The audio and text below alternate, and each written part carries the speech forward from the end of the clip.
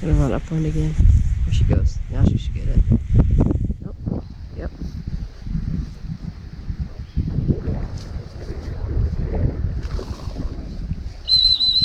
Here. Ruh-roh. Here. Nope.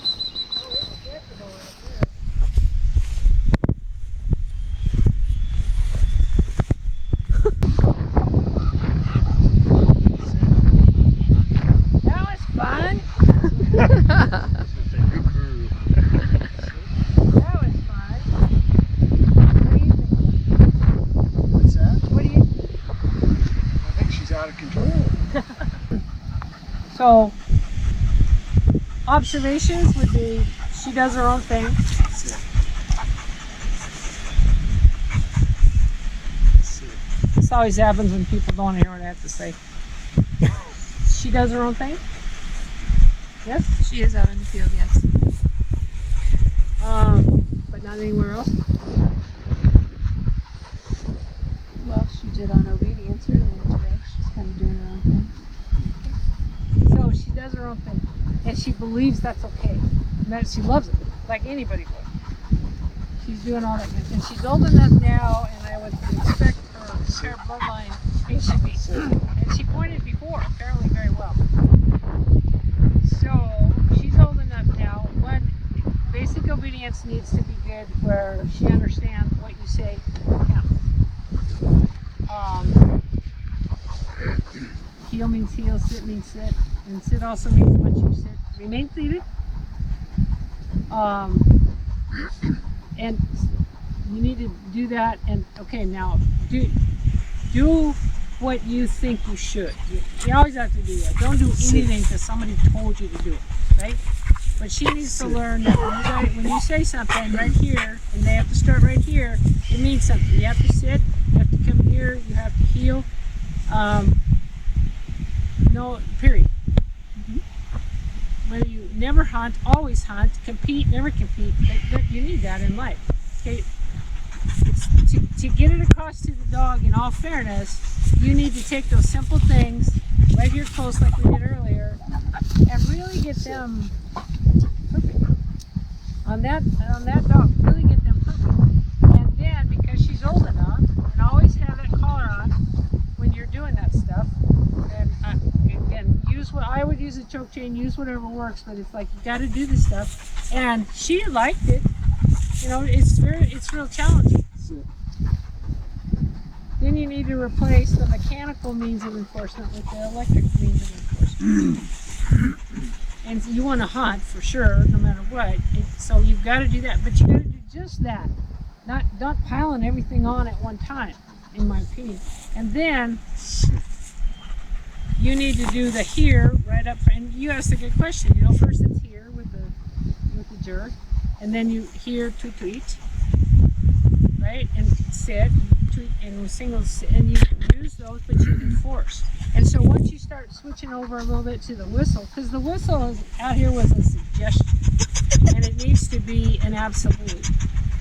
So when you first you and you don't even, you can do it before the collar. You can do the jerk or the tweet, but there has to be enforcement pressure with that. If you just say here every time and she comes to be all happy, you know out here it isn't going to count, right? So you've got to have some level of enforcement where she goes, geez, you're very serious, okay. So that out here, you can hold that same standard. Switch over to electricity, and then do the, Lily, I'm gonna send you that thing on the tweet conditioning in an empty field. And go do that with her so that the come-in whistle means a lot.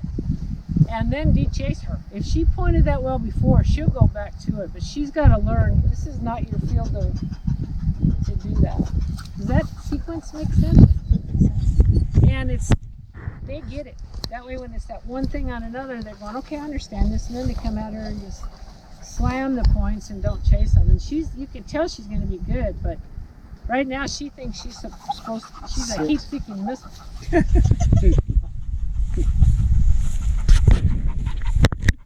She hasn't been collar conditioned. No. Right. Or force-fed. Right. So the tweet, you know, getting It's the a idea. suggestion. Yeah, it's getting the idea. And we've used a whistle since they were puppies. But if you use a whistle and they ignore it, that is what you are teaching. Yeah. Especially less so at your dog's age. Here, she's going, yeah, I know, I'll get to you in a little bit. Yeah. Gotta check some stuff. So I would be very cautious about a dog this age. Letty, I probably wouldn't even blow the whistle. I don't blow it with Faith when she's running all over the place. I just go get her because I'm not going to teach her that me saying something doesn't mean anything. And she's probably a smart dog. So everything we do, whether it's retrieves, whether it's starting with blinds, we have a checkboard on it. So this is right now. Yeah, for the last couple of months. That's the first time she's been let loose in the field. That's the first time she's ever like. But that's a crutch. Yes. Right. So I kind of knew that was going to happen because we don't do that with our checkbook because if we don't, there's no way we can make a correction. And when you say correction, what would that be? What's to correct? I'm just running off. But you never taught her not to. So you're not correcting anything, you're just doing all the work for her. Okay. Does that distinction make sense? I always get the look on that one. This might be it's the next thing on the list. What? Is recall. So, but Right. I'm Well, But that's saying, not recall. For coming in here.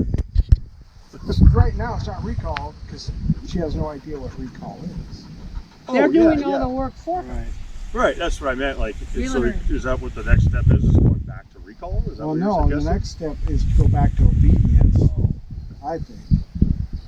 And because we're trying to have this Me dog too. that can do all this stuff. All right now. Sounds like we're doing the All same right thing. now, yeah. I'm just a couple months behind you, but I'm doing the same mistake. That's why I asked that question earlier. How much stuff? I get just for a few minutes we're gonna work on. And once Sit and Because she feel. gets every day. I mean, we don't miss, very rarely do we miss a day. still doing too much of the work for her.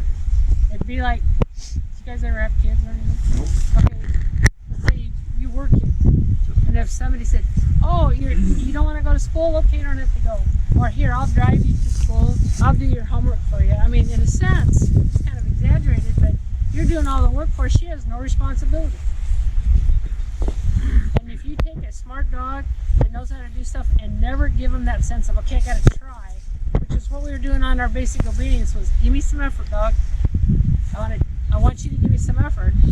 And then you translate, and pretty soon out here, it's like, all right, you got to come when I call you. And they're like, I get it.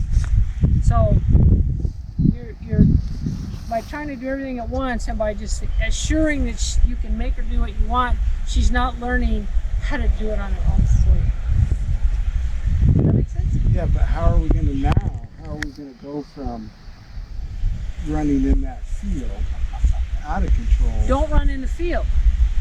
Go get your basic obedience, which is mechanical first, then your electricity, and then when you have the close-in recall perfectly, and you replace the jerk with and don't sit there pull her on here. Yeah. You do a jerk she wants you to avoid, so she goes, I'm coming. You don't have to jerk. That's a real important part. Then when you replace it with electricity, great. Now you can take her for a walk and she's over there, and you can say here or tweak, and force her have her come to the top. Great. And then you can go out in the field and you can practice that whistle thing. Then that chick hunt will go away for the most part because she's got to come. But you don't associate it with birds or retrieving. Just teach her the response to that whistle. Simple. Just like you feel and sit on basic obedience. That's all you teach that or just here. And then out here, it's like anytime I hear me whistle, and whistle translates better than yelling.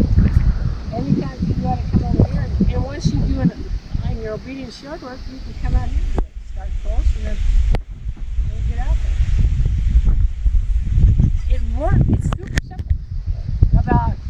For me, I can do about 2 or 3 walking through the field sessions. Like I said, I pick up my lanyard that come running. Not out of fear, but it's like, no, I'm easy. But you got to do it one step at a time. Make sense? Yeah, And the dog Very has to relatable. be I'm in the same boat. responsible for their part of I'm excited. Birds. I'm doing the same thing. Yeah, the dog, you guys, these dogs are so capable of doing, like I told you, they could go hunt, you could have 6 birds out here and go out there and never say a word, they do everything perfect. Finished. They know their job. They keep themselves close to you. You don't have to keep telling them. That is very possible. And they keep themselves close to you. They go the direction that you want them to go. They point the bird and just sit there for 5 minutes. Unless the bird moves. Then they can move. But, and they stay there going, okay. Hundreds and hundreds of dogs are like, go to the Triple Crown and watch them. One dog after another, they know their job. And it's just a beautiful sight. So start right now, but teach one thing at a time. One of the biggest mistakes people make is trying to pile on stuff. Well, I'm smarter. I had 2 people tell me in the last couple of years, you don't understand. And her husband was doing like 4 or 5 things at once. I said, you can't do that. And she turns around and goes, you don't understand. He's smarter than most people. So I just, it was like, I don't even know what to say. Apparently he's not, because He's smart. and it was a mess, and the dog is now no longer running. He messed this dog up so badly. It had been very well trained. Keep it simple. Not the rate you want to go, the rate where the dog goes, okay, got that.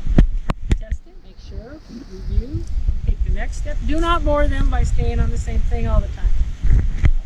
Smart dogs are like smart people. It's like, oh, I'm going to start finding ways to make this more interesting.